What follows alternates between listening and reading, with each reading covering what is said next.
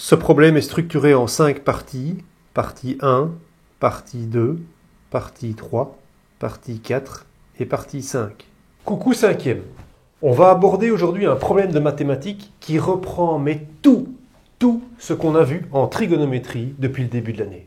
De plus, cet exercice a été relu par un des meilleurs professeurs de mathématiques de Bruxelles. Aujourd'hui, je ne suis plus seul. J'ai maintenant un relecteur. On va commencer par la première partie, où on va donc identifier les graphiques.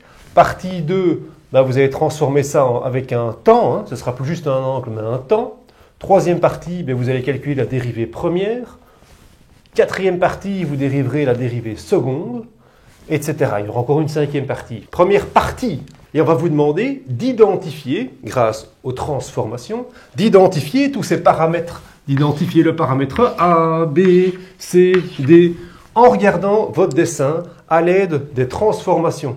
On est en train de chercher la hauteur de la nacelle en fonction de l'angle, d'accord? L'angle de départ, vous le voyez, c'est là, 0 degré, ok? Et vous montez, d'accord? Et il faut donc trouver la fonction qui va se passer ici. Donc, comme on est dans les transformations de fonctions, vous devez toujours démarrer de votre fonction de référence. C'est quoi votre fonction de référence ici? C'est sinus x. Donc sinus x, rappelez-vous, vous démarriez en 0, 0, à pli demi, vous étiez en 1, là vous étiez en 0, là vous étiez en moins 1, et là en 0. Donc vous aviez une fonction comme ceci. Ça, c'était votre sinus x. Quand vous regardez le dessin juste au-dessus, vous voyez bien que ce n'est pas 1 moins 1. Donc notre paramètre a, qu'est-ce qui va se passer en fait? On passe de quoi à quoi? On a un point moyen, ok, mais on monte. On passe de 31, si vous regardez bien le dessin, on passe de 31 à 60, et on passe de 31 à 2, d'accord? Donc, ça fait des courbes qui sont vraiment comme ceci, d'accord? Donc, ça veut dire qu'en fait, ici, il y a quelque chose qui a eu un 29 là, et un 29 là, d'accord? Donc, en fait, on est dans un étirement ou une compression verticale. C'était ce mouvement-là. Étirement vertical ou alors compression verticale. Donc la formule ici que vous utilisiez, qu'on utilisait en maths, c'était K fois Fx. On était dans un étirement ou dans une compression verticale. Donc c'était un changement au niveau des ordonnées. Et c'était un changement de K. Donc qu'est-ce qui s'est passé ici? On a fait fois 29. A vaut 29. D'accord? C'est un changement de K. Alors, B. B, qu'est-ce que c'était? Vous reconnaissez, à la place où il est, c'était F de K fois X. Qu'est-ce que c'était? Eh bien, c'était tout ce qui était étirement, compression horizontale. Étirement, compression horizontale. Et ça, c'était des changements au niveau des abscisses. Et c'était l'inverse de K. N'oubliez pas, l'inverse de K.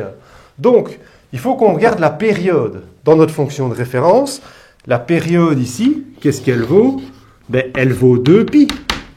C'est 2π la période. Et dans notre mouvement ici, dans notre nacelle, dans notre booster max, qu'est-ce qu'on voit?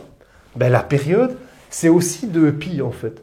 Donc la période n'a pas changé. On n'a pas d'étirement ou de compression horizontale. La période reste la même.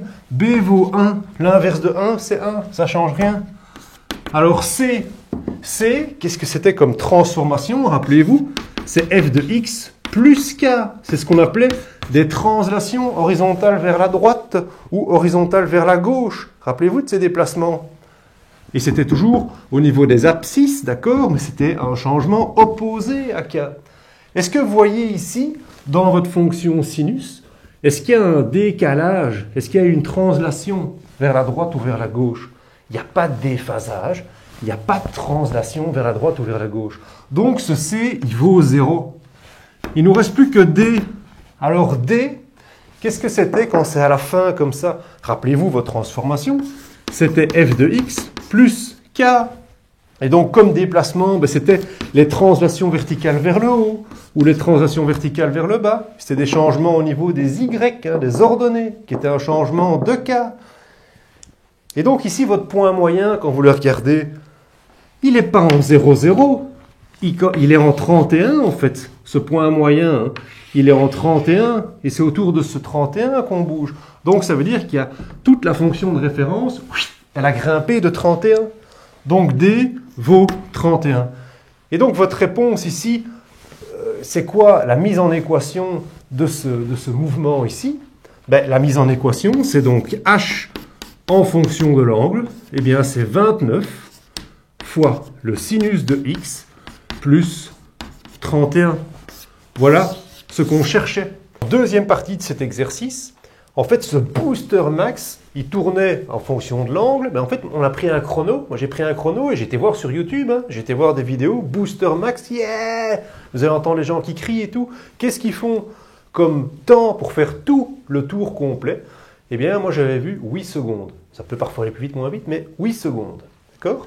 Donc, si on trace ça plus en fonction de l'angle, mais en fonction du temps, et regardez bien votre dessin ici au-dessus, vous l'avez, ça c'était 0 secondes, 2 secondes, 4 secondes, 6 secondes, et à 8 secondes, il a fait tout le tour complet. Donc, si on prend simplement notre fonction de référence pour cette composante, voilà l'idée de notre truc. Et nous, ce qu'on nous demande ici dans la question, c'est identifie les paramètres A, oméga, phi et D qui correspondent pour modéliser ce mouvement, quoi. Donc, est-ce qu'il y a quelque chose qui change par rapport à avant, à part les temps? A et D ne bougent pas. Hein. Donc, vous pouvez dire que A, il vaut toujours 29. Donc, c'était l'étirement vertical. Hein. Il vaut toujours 29. D, il vaut toujours 31. C'était le déplacement vertical, hein, la translation vers le haut. Hein. 31, là. F de x plus k plus 31 vers le haut, le 29, étirement vertical, k fois fx. Maintenant, ce qui nous reste, c'est à trouver oméga et phi. Alors, oméga, cette lettre ici, qu'est-ce que c'est? Rappelez-vous, c'est le f de k fois x, c'est notre étirement vertical. Est-ce que notre période, est-ce qu'elle s'est allongée? Qu'est-ce qui s'est passé en fait au niveau de notre période? Notre période ne dure plus 2π. Notre période, regardez, ça c'est notre période, c'est donc là un cycle complet, avant qu'on retrouve la même situation juste après, ça vaut 8 secondes. Alors si sa période est passée de 2π à 8 secondes, on réfléchit. Donc on avait 2π comme période, et maintenant on est passé à 8. Qu'est-ce qui s'est passé pour passer de 2π à 8? Vous faites par exemple fois k, ce sera notre inconnu, on cherche. Qu'est-ce qu'il y a eu comme coefficient? Eh bien, k, ça vaudra 8 sur 2π. Et 8 sur 2π, ben, ça fera 4 sur π. Donc si vous faites 2π fois 4 sur π, ça fait bien 8. Donc alors moi j'ai envie de dire, ah ben je mets 4 sur π là. Attention, rappelez-vous, quand c'est un changement au niveau des abscisses, regardez bien votre synthèse, quand c'est un changement au niveau des abscisses, ce changement est opposé, est l'inverse de k. Ce n'est pas opposé, c'est l'inverse. Donc quel est l'inverse de 4 sur pi? Quel est l'inverse? L'inverse, c'est pi sur 4. D'accord? Alors il nous reste le décalage, enfin la translation vers la droite ou vers la gauche. Est-ce qu'il y en a une? Non, il n'y en a toujours pas. Donc phi vaut toujours 0. Donc finalement, notre réponse finale, vous mettez que h de t, ce sera 29 multiplié par le sinus de pi sur 4 fois t plus 31. Donc, pour passer de 2π à 8, on a multiplié par 4 sur pi, mais comme c'est un changement au niveau des abscisses, c'est l'inverse qu'on fait. Donc c'est pi sur 4. OK? Troisième partie, on vous demande de calculer la dérivée première de h de t. Et cette dérivée première, ben, ça va représenter la vitesse de la hauteur par rapport au sol. Donc c'est la composante verticale, c'est de la vitesse en fait. D'accord? Pas grave, tout ça c'est de la physique, on ne va pas rentrer là-dedans en détail. Nous, ce qui nous intéresse donc, c'est de chercher notre dérivée. D'accord? Alors comment est-ce qu'on cherche la dérivée? On a déjà vu tout ça dans les matières avant, donc on fait juste h' de t, et qu'est-ce qu'on voit? quelle formule est-ce que vous allez commencer par faire? Ben oui, c'est une addition de deux termes. Donc vous avez ça et ça. Donc vous avez vos formules f plus g prime, mais ça vous fait f prime. Donc 29 sinus pi sur 4 fois t prime plus 31 prime. Ben oui, vous voyez vos formules. La dérivée d'une constante, rappelez-vous, tout ceci, c'est égal à 0. Donc ça, on peut enlever. Donc il nous reste que ceci à dériver. Alors là, on a 29 fois tout ceci. Ah ben là, 29 fois ça, c'est un f fois un g. Vos formules f fois g, f' g, plus f g'. Donc c'est parti. On a donc 29 prime fois sinus pi sur 4 fois t, plus 29 fois sinus pi sur 4 fois t prime. Alors, qu'est-ce que vous voyez? 29 prime, tout ça, c'est égal à 0. C'est la dérivée d'une constante. Ça veut dire que tout ceci vaut 0. On peut l'enlever. On n'a que ceci maintenant. 29 fois ça. Alors ceci, quelle formule? C'est pas sin x. Attention, hein, sin x, ça devient cos x. Mais là, c'est du sin f. Hein. Ici, vous avez toute une fonction. Hein. Donc c'est sinus de f. Et sinus de f, qu'est-ce que ça devient? Sinus de f, ça devient f'. Donc vous mettez pi sur 4t' fois le cosinus de f, pi sur 4 fois t. Il ne nous reste plus qu'à faire ce morceau-ci. Pi sur 4 fois t. Ben, pi sur 4 fois t, c'est de nouveau f fois g. Donc c'est de nouveau f'g plus fg'. Donc ça vous fait pi sur 4' fois t plus pi sur 4 fois t'.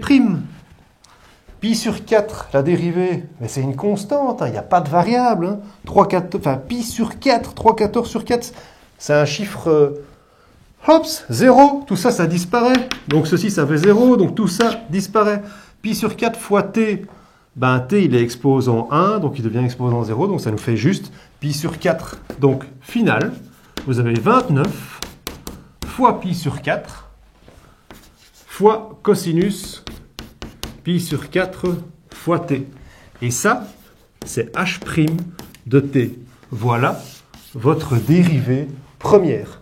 Pour cette question 3b, ce qu'on vous demande, c'est de faire le tableau de signes de la dérivée première et d'indiquer la croissance, la décroissance, les maximums, les minimums, etc. On l'avait vu ça, rappelez-vous. Donc, comment est-ce qu'on va faire? On nous donne en plus les bornes. Hein. On nous dit que c'est entre 0 et 8 secondes, parce qu'on va rester donc dans notre période. Hein. Pas besoin de sortir de la période.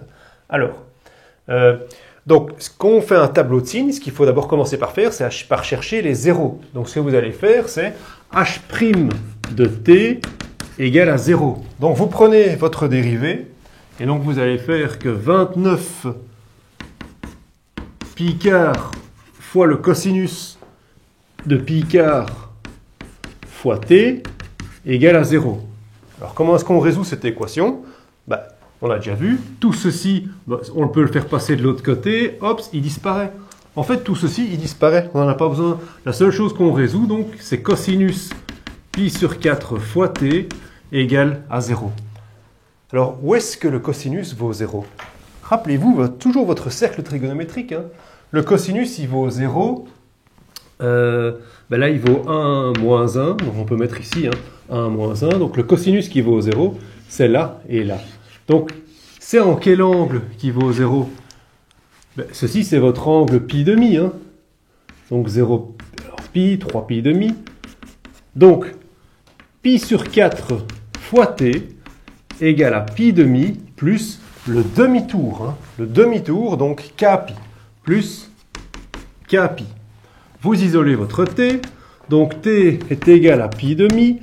Pi sur 4, comme il passe de l'autre côté de l'égalité, on inverse. Donc ça fait 4 sur pi, plus k fois pi fois 4 sur pi. Alors il y a sûrement des choses qui vont simplifier. Effectivement, les pi s'en vont. 4 et 2, ça devient 2.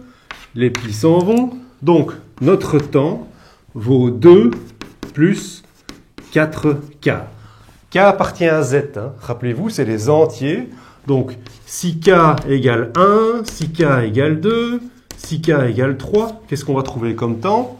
Si k égale à 0, donc si k vaut 0, vous trouvez 2 secondes. Si k vaut 1, là, vous trouvez 6 secondes. Si k vaut 2, 4 fois 2, 8 plus 2, 10. Si k vaut 3, 12 plus 2, 14. OK? Donc, qu'est-ce qu'on va noter dans notre tableau? Ben, vous allez prendre ce qu'il y a entre nos bornes, entre 0 et 8. Hein. Donc, vous allez noter votre 2 et votre 6. Donc, nos 0, ils sont là. Rappelez-vous, quand on avait nos tableaux de signes, on fait toujours une colonne de libre entre chaque chose. Et qu'est-ce qu'on trouve ici? Ben, il faut qu'on complète les signes. Alors, comment est-ce qu'on va mettre ces signes? On avait déjà fait ça, rappelez-vous. Entre 2 et 6, il faut qu'on aille savoir est-ce que je vais mettre un plus ou un moins. Donc, au niveau de votre chrono, ici vous aviez 0 secondes, 2 secondes, 4 secondes, 6 secondes et 8 secondes. Hein. Tout le tour complet, il mettait 8 secondes. Donc, entre 2 et 6, qu'est-ce qu'on va mettre comme chiffre ici? Entre 2 et 6, qu'est-ce qu'on va mettre comme signe? Est-ce que je vais mettre un plus ou un moins? Comment est-ce qu'on faisait ça? Rappelez-vous un petit peu.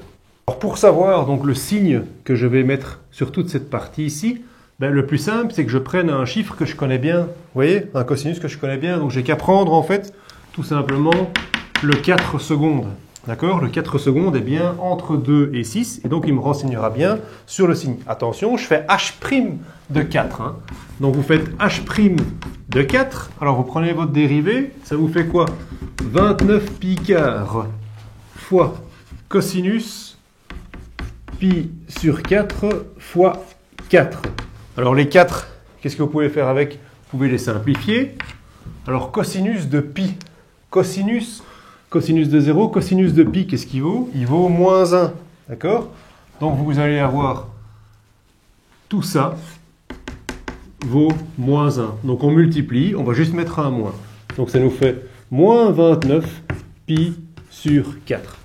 On connaît donc déjà le signe. On peut dire que c'est moins. Petite parenthèse, juste pour avoir une idée de combien ça peut valoir. Vous faites 29 pi sur 4 et ça vous donne 22,78. Donc vous trouvez moins 22,78. Alors l'unité, ce sont des mètres par seconde. À titre anecdotique, 22,78, si vous faites fois 3,16, fois 3,6, vous l'aurez en km/h. Donc ça vous fait quand même quasiment 82 km/h. Hein. Par rapport au sol, hein, vous êtes quand même à 80 km/h à cet endroit-là par rapport au sol. C'est une petite parenthèse pour le cours de physique. Alors, qu'est-ce que j'ai besoin d'autre? Je vais chercher entre 6 et 8. Quel va être mon signe entre 6 et 8? Bon, vous venez ici. Entre 6 et 8, je suis là. Alors, qu'est-ce que je connais bien ici comme angle? Vous n'avez qu'à prendre celui qui est au milieu. Hein. Donc, celui qui était à 7 secondes. Donc, calculons H' de 7. Vous faites H' de 7, 29 pi quart, fois le cosinus de pi quart fois 7. Donc, ça vous fait 7 pi quart. Alors, 7 pi quart, ici, 7 pi quart, c'est la même chose que moins pi quart. Et à cet endroit-là, qu'est-ce qui vaut le cosinus? Si vous remontez ici, il est là le cosinus. Qu'est-ce qui vaut? Vous l'avez, c'est un nombre particulier. C'est racine de 2 sur 2, tout à fait. Donc on va pouvoir mettre ici, on peut remplacer ça par racine de 2 sur 2. Et donc, réponse finale, vous trouvez 29 racine de 2 sur 8. Vous pouvez regarder à la machine. 29 pi fois racine de 2 sur 8. Et ça vous fait 16,105 mètres par seconde. Hein. Et si vous le voulez en km/h, vous faites fois 3,6. Fois 3,6. Et vous trouvez quasiment 58 km/h. Petite parenthèse physique, hein, c'est pas ça qui compte. Donc nous, ce qui nous intéresse, c'est notre signe. Quel est notre signe ici? Donc il est bien positif. Alors on peut se demander aussi maintenant, entre 0 et 2, on peut vérifier. On vient ici, regarder là. Ben, prenons de nouveau un angle qu'on connaît bien. Hein. On va prendre après 1 seconde. Après un temps qu'on connaît bien, donc après 1 seconde. Donc ici de nouveau, le cosinus pour 1 seconde, ce sera aussi racine de 2 sur 2. Donc vous faites h' de 1. Et h' de 1, ben, ça vous fera toujours votre 29 pi quart fois le cosinus de pi quart fois 1. Cosinus de pi quart, ben, vous le remplacez par racine de 2 sur 2. Et donc vous tombez exactement sur la même réponse que l'autre. Donc ça, c'était un calcul algébrique pour trouver le signe. Et géométriquement, regardez un petit peu le dessin. Ben, vous voyez aussi bien chaque fois sur le dessin la pente de la tangente. Hein, pour voir le signe là. Okay, donc si la pente est décroissante, c'est négatif.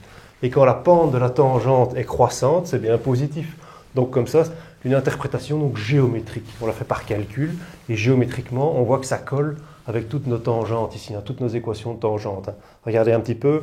H' de 1, il est bien positif, c'est bien croissant. H' de 4, il est bien décroissant, c'est bien une pente négative. Hein. Et le H' de 7, regardez sur le dessin, il est bien croissant, c'est de nouveau quelque chose de positif. H' de 7 et H' de 1, tout à fait, ils sont bien parallèles. Hein. C'est bien deux équations, ces deux tangentes à la courbe qui sont parallèles, ils ont bien la même, ici la même valeur hein, et le même signe. D'accord ? Donc, sur quoi qu'est-ce que ça nous apporte? On sait maintenant que la fonction elle est croissante, croissante, décroissante, croissante, croissante. Donc ici, on a un maximum en 2 et ici, on a un minimum en 6. Alors pour chercher l'ordonnée, ben, vous remplacez dans H, hein, vous remplacez votre T par 2 dans H. Vous remplacez T par 2, ça vous fait sinus de pi demi, ça vous fait bien 1. Donc 29 plus 31, ça vous fait bien 60 comme hauteur. 2, 60. Vous remplacez aussi par 6. Alors, ça vous fait 3 pi demi. Sinus de 3 pi demi, vous êtes ici, il vaut moins 1. Donc, ça vous fait moins 29. Moins 29 plus 31, ça vous fait bien 2. Et ça colle avec votre dessin d'h de t. Je vous demande de chercher l'équation de la tangente en 3. Après 3 secondes. Donc, vous voyez la droite là, hein, qui est dessinée. Eh bien, on cherche simplement l'équation de cette droite. Alors, vous avez tous appris en troisième, l'équation d'une droite, c'est y égale ax plus b. Hein, d'accord? Et vous, pour connaître l'équation d'une droite, ce qu'il faut avoir, c'est un point et une pente. D'accord? Donc, un point et une pente. Alors, le point, ben, vous allez chercher h de 3. Et pour la pente, vous allez chercher h' de 3. D'accord? Donc, h de 3. Ça vous fait 29 sinus pi sur 4 fois 3 plus 31. 3 pi quart. 3 pi quart dans votre cercle trigonométrique, vous êtes quelque part ici. Hein. 3 pi quart. C'est ici qu'on est après 3 secondes. Hein. Rappelez-vous, 0 secondes, 2 secondes, 4 secondes, 6 secondes, 8 secondes. OK? Donc on est là. C'est une valeur particulière que vous aviez retenue. Donc le sinus, là-bas, elle est bien positive et ça vaut racine de 2 sur 2. D'accord? Donc on peut dire 29 fois ceci vaut racine de 2 sur 2 fois plus 31. H' de 3. Vous prenez votre dérivée première et ça vous fait 29 pi quart multiplié par le cosinus de 3 pi quart. Le cosinus de 3 pi quart. Vous venez ici. Qu'est-ce qu'il vaut? Il vaut la même chose, il a la même valeur, mais le signe n'est pas le même. Attention, le cosinus est négatif alors que le sinus était positif. Donc tout ceci, c'est moins racine de 2 sur 2. Donc ça vous fait 29 pi quart multiplié par moins racine de 2 sur 2. Donc ça vous fait moins 29 racine de 2 fois pi sur 8. OK? Donc, on nous disait qu'il fallait un point et une pente. Hein. Donc, notre point, qu'est-ce qu'il a comme coordonnées? C'est 3, 29 racine de 2 sur 2 plus 31. Et notre pente, qu'est-ce qu'elle a comme valeur? Donc, notre point et notre pente, moins 29 racine de 2, pi sur 8. Donc, une droite. Et en l'occurrence, ici, notre tangente. Notre tangente a pour équation y égale à ax plus b. Alors, est-ce que je connais y? Oui.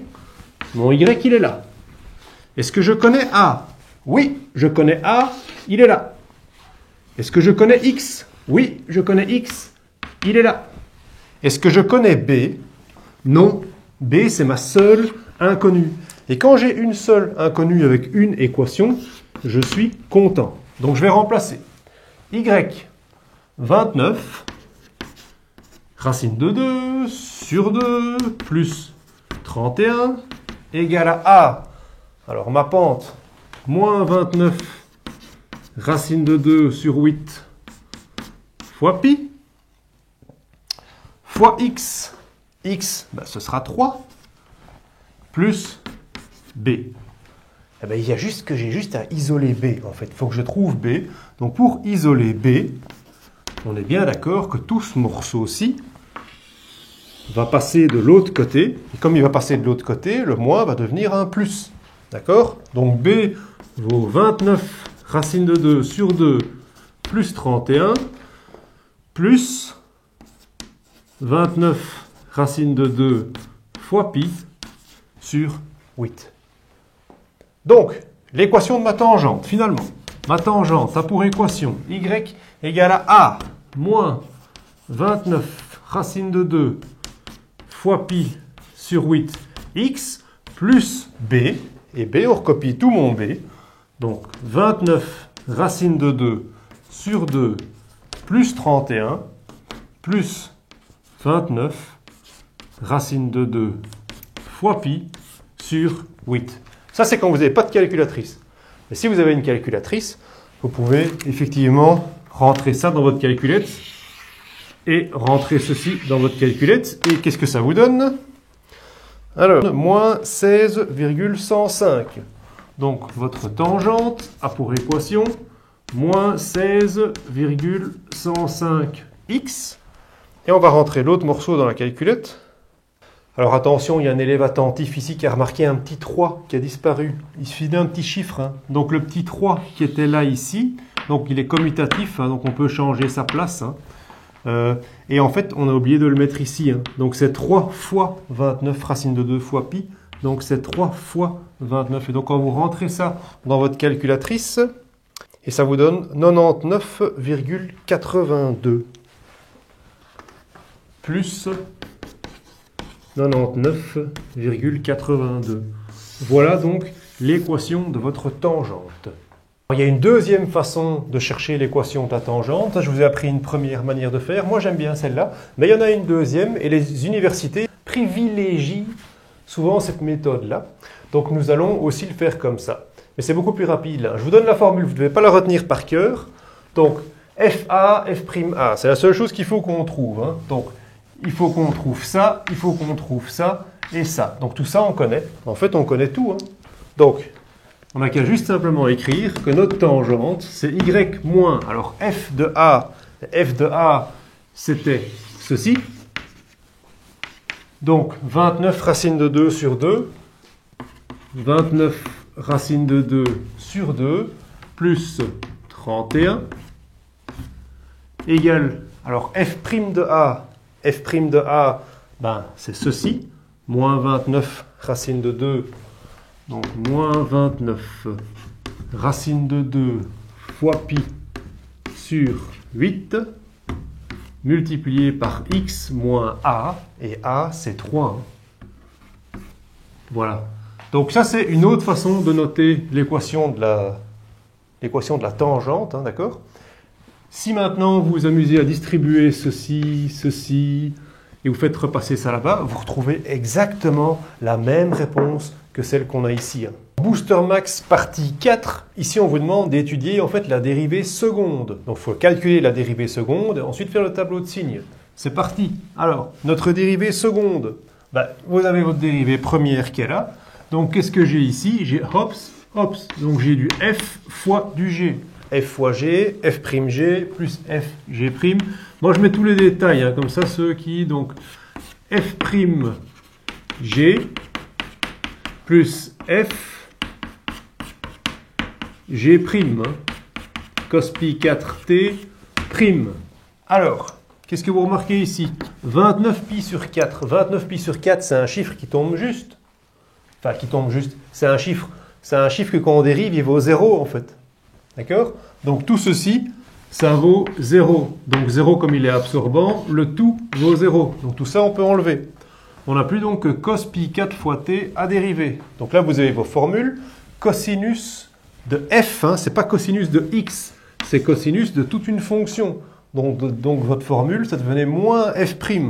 Donc moins pi sur 4 fois t prime fois le sinus de pi sur 4 fois t.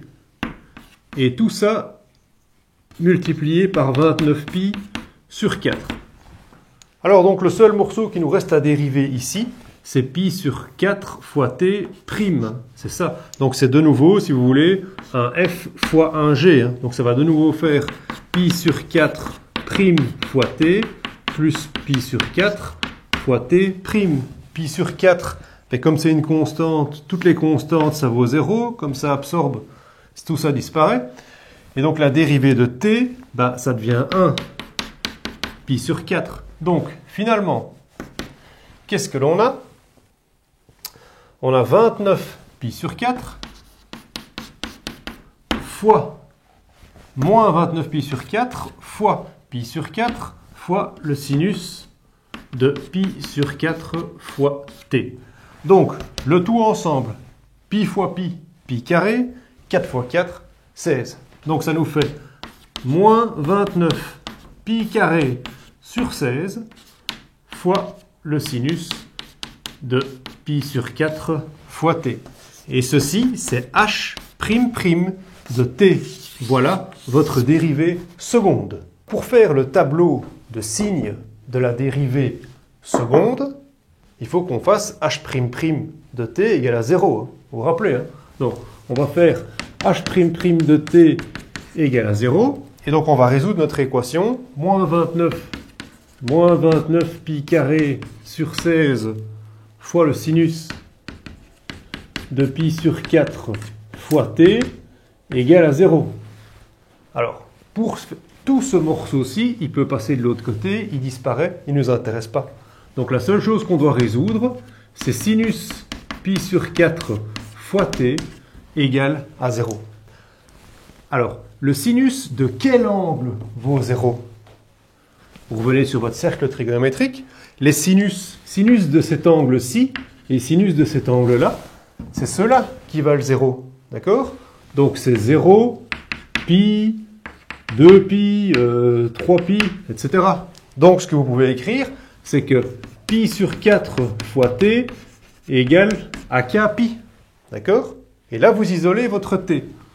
Donc t égale à k fois pi. Ça passe de l'autre côté, donc ça devient à l'inverse 4 sur pi. Qu'est-ce qu'on peut simplifier? Non, pi. Et donc on trouve que t égale à 4k. Rappelez-vous que k appartient aux entiers, il appartient à z. Donc, si k vaut 0, s'il vaut 1, s'il vaut 2, qu'est-ce qu'il vaudra votre t? S'il vaut 0, ça fera 0. S'il vaut 1, ça fera 4. S'il vaut 2, ça fera 8. S'il vaut 3, ça fera 12. Nous, ce qui nous intéresse ici, c'est uniquement entre les bornes 0 et 8. D'accord? Donc, le seul chiffre qu'on a rajouté ici, c'est le 4. D'accord? Donc on met le 4. Et nos zéros, où est-ce qu'ils sont? On a un 0 ici, on a un 0 là, on a un 0 là. Alors rappelez-vous, on fait toujours une colonne de libre. Et ce qui va nous intéresser maintenant, c'est de trouver le signe qui est ici. quel signe est-ce que je vais mettre entre 0 et 4 secondes? Donc, rappelez-vous, 0 secondes, 2 secondes, 4 secondes, 6 secondes, 8 secondes, donc entre 0 et 4 secondes.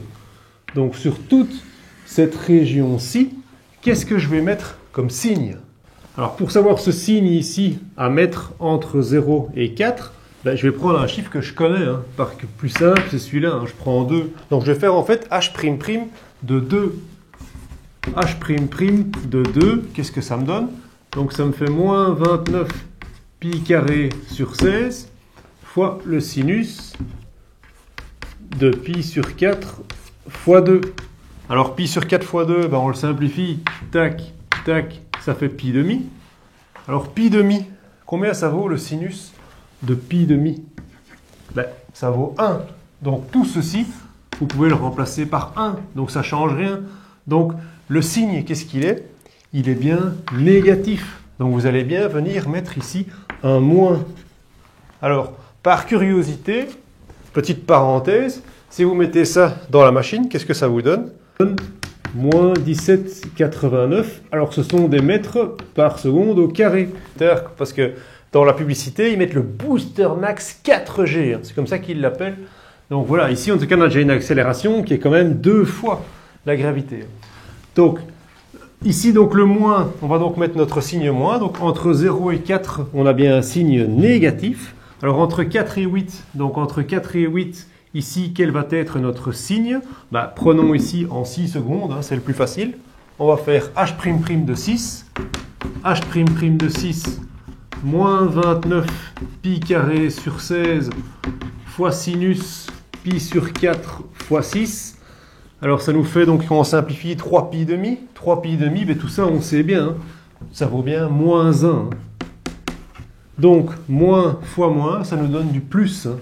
Donc on trouve bien plus 29 pi carré sur 16. Donc on va venir mettre notre signe positif ici. Donc la dérivée seconde nous renseigne sur la concavité. Donc la concavité est tournée vers le bas, est tournée vers le haut. Et en 0, on a des points d'inflexion lorsqu'on a des changements de concavité. Donc en 0 quelque chose, en 4 quelque chose et en 8 quelque chose. Alors ce quelque chose, ben, vous remplacez t dans votre h de t, hein, et pas dans h''. Hein. Donc vous pouvez faire h de 0, h de 4, h de 8.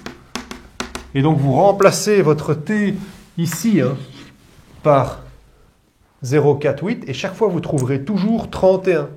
Donc c'est en 0,31. Tous les points d'inflexion, 4,31, 8,31. On vous demandait de faire le tableau de variation finale. Le tableau de variation avec notre dérivée première, notre dérivée seconde. Ok, donc j'ai repris les deux tableaux qu'on a fait précédemment. Et comment on construit ce tableau? Ben, on va faire ça ensemble. Donc vous allez tout rentrer ici et mettre par ordre croissant. Hein, d'accord? Donc, qu'est-ce qu'on a par ordre croissant? Il y a juste notre 4 qui vient entre 2 et 6. Hein, d'accord? Donc ça nous fait 0, 2, 4, 6 et 8. Hein. On fait toujours une colonne de libre entre chacun de nos zéros, si vous voulez, pour savoir le signe. Hein. Donc, H' de t, nos zéros étaient en 2 et en 6. Entre 2 et 6, tout était négatif. Et à l'extérieur, tout était positif. H' de t, notre 0, ils étaient en 0, 4 et 8. Entre 0 et 4, tout était négatif.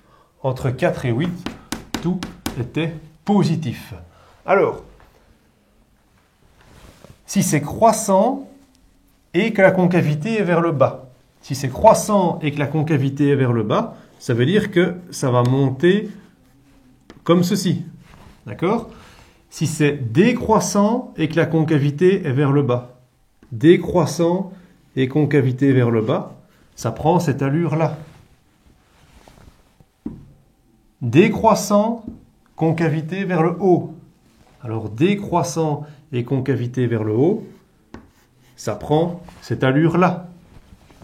Croissant et concavité vers le haut, ça prend cette allure-là. D'accord? Alors ici, ben, on avait donc un max là. Ici, on avait un PI. Là, on avait un minimum. Et ici, notre concavité change. On a bien encore un PI là et un PI là. Donc, voilà l'allure générale qu'aura notre graphique. Alors, on va tout de suite le regarder. Regardez un petit peu H de T. OK? Vous le voyez là en image. Qu'est-ce qui se passe? Ben, il est bien comme ceci. Hein. Il grimpe bien comme ça jusqu'à notre maximum, hein, qui est bien en 2,60. Puis après, il redescend là, avec une concavité vers le bas, hein, jusqu'à un minimum, hein, qui est bien en 6,2. OK, avec nos pays qui sont là. Enfin, vous voyez bien sur le dessin. Et puis, ça remonte comme ceci. D'accord? On a bien nos 3 pays, notre maximum et notre minimum. Et regardez, comme ce qu'on a trouvé ici, notre tableau de synthèse finale est vraiment cohérent avec le graphique H de T. Quand vous tapez sur Internet Booster Max, qu'est-ce qui apparaît? Directement Booster Max 4G. Ça, c'est la publicité. C'est du 4G. Or, là, tantôt, quand on a calculé notre H' maximum, on avait regardé, on avait trouvé ceci. Hein. Donc, on avait trouvé ça pour H''. Et donc, si on veut la valeur maximale, ben, il faut que tout ceci vale soit 1, soit moins 1. Hein, okay? Et quand est-ce que ce sinus ici vaut 1 ou moins 1? C'est à ces endroits-là. Hein. Donc, c'était quand t valait 2 secondes ou 6 secondes. Hein. Et on l'avait fait, rappelez-vous, on avait cherché H' de 6, H' de 2, et on avait trouvé une accélération qui était proche de 2G. Mais partout sur Internet, on nous dit Booster Max 4G. Donc, en fait, on vous donne tout de suite un indice. On vous dit, si vous allez dans H de T et que vous multipliez par racine de 2 votre temps ici, eh bien, votre accélération ici, votre H'' va doubler. Donc, si vous faites un racine de 2 à côté du T dans H de T, vous allez doubler et vous allez donc arriver à du 4G, approximativement. Donc, on vous demande dans la question, c'est vérifier par les dérivés que quand on fait un racine de 2 ici, eh bien, notre H' est bien multiplié par 2. Allons-y avec les dérivés. On va regarder, parce que là, on nous dit quelque chose, mais vérifions cette information. Donc, H' de T, maintenant, on peut aller un petit peu plus vite, parce que vous commencez au niveau des dérivés, on l'a déjà fait. Hein. Donc, c'est 29 fois sinus pi sur 4 racine 2 fois t prime, parce que le 31 prime, il avait déjà disparu. Hein. OK? Donc, ici, c'est comme si c'était tout un sin f. Hein. Donc, rappelez-vous, comme c'est un sin f, on fait f', pi sur 4 racine de 2 t prime, le sinus devient cosinus, et ça reste pi sur 4 racine de 2 t. OK? Ça, c'est notre h' de t. Ce prime ici, ce prime-là, il faut le faire. Donc, ce prime-là, ben, ça fait pi sur 4 fois racine de 2. Donc, 29 pi sur 4 racine de 2 cosinus pi sur 4 racine de 2 t. Voilà notre h'. Faisons notre dérivée seconde, parce que pour l'instant, notre... Voilà. h' de t. Alors, on fait tout ceci. 29 pi sur 4 racine de 2. Alors, ceci, c'est cosinus de toute une fonction f. Hein. Donc, ce sera de nouveau f'. Donc, vous allez écrire pi quart racine de 2 t prime. La dérivée de cosinus moins sinus. Donc, moins sinus de f. Hein. Pi sur quart racine de 2 t. Il nous reste donc ce morceau-là à faire. Alors, ce morceau-ci, lorsque vous le faites, ça va vous faire pi sur 4 fois la racine de 2. Le t, exposant 1, il vient exposant 0. Donc, on a du 29 pi quart racine de 2 fois ça. Le moins, on peut venir le mettre ici devant. Et sinus pi sur 4 racine de 2 fois t. Alors, pi fois pi, pi carré, 4 fois 4, 16. Donc, moins 29 pi carré sur 16, d'accord. Sinus pi sur 4 racine de 2t, tout ça c'est d'accord, mais qu'est-ce qu'est la nouveauté? Regardez bien, racine de 2 fois racine de 2, donc ça fait 2. Et donc, effectivement, quand on a multiplié notre temps par racine de 2 dans h de t, qu'est-ce qui se passe? Eh bien, notre accélération, elle a doublé. Et donc, on va pouvoir effectivement arriver à 4G. Alors, on vous demande maintenant, qu'est-ce que ça va changer au niveau de la période, en fait? Donc, le fait que vous soyez venu multiplier ici votre temps par racine de 2 dans h de t, qu'est-ce que ça va changer au niveau de la période? Donc, avant, quand il fait 8 secondes, il était quasiment à 2G. Maintenant, il doit faire en combien de secondes pour être quasiment à 4G? Et j'aimerais que vous expliquiez ça avec les transformations. D'accord? Parce qu'on est vraiment en maths ici et on fait les transformations. Donc, quand vous étiez la période pour une fonction, notre fonction de référence sin x, vous savez bien que c'est 2pi. La période ici, vous aviez trouvé 8 secondes. Mais pourquoi en fait? Avec vos transformations. Sinus de pi quart fois t. Qu'est-ce que c'est comme transformation? C'est f de k fois x. Et vous avez toutes vos formules, rappelez-vous. F de k fois x, qu'est-ce que c'était? C'était tout ce qui était les étirements horizontaux ou les compressions horizontales. Donc c'était tous ces déplacements-là. Et c'était toujours l'inverse de k. C'était un changement au niveau des abscisses et on multipliait par l'inverse de k. Donc pour trouver la période ici, vous faisiez 2pi fois, pas pi quart, mais l'inverse de pi quart.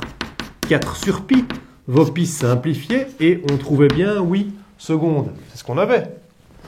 Maintenant, en ayant rajouté notre racine de 2, qu'est-ce qui va se passer au niveau de notre période? Votre période de 2pi, ça va être multiplié par l'inverse. L'inverse, attention. Donc, vous allez faire 2pi fois 4 sur pi sur racine de 2. Vous allez diviser par racine de 2. Et ça, qu'est-ce que ça vous fait? Vos pi, vous pouvez les barrer. 2, 4, ça vous fait 8. Divisé par la racine de 2. Et ça, vous pouvez prendre votre machine. 8 divisé par la racine de 2.